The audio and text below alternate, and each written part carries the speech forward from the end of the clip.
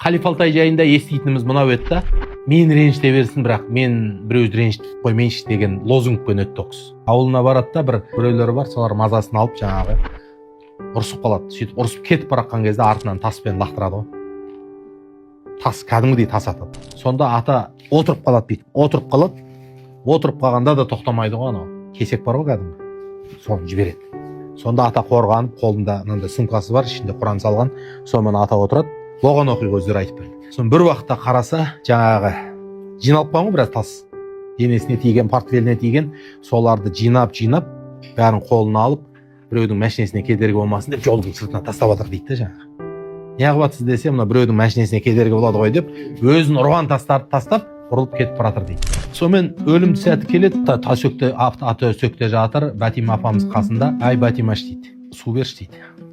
Кішкентай су береді, көп ішемейді. Кішкене су ішеді. Сөйтеді да апа аузын сырт етпейді. Ата күліп риза болады дейді. Сөйтеді да бұрылады да аға деп қарайды. Бірдеңе дедің ба деп.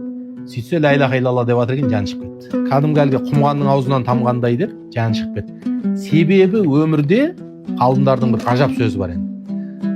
Кісіге жұмсақ болғанның жаны шыққан кезде де жұмсақ шығады дейді. Кісіге жұмсақ болғанның жаны шыққан кезде де жұмсақ шығады.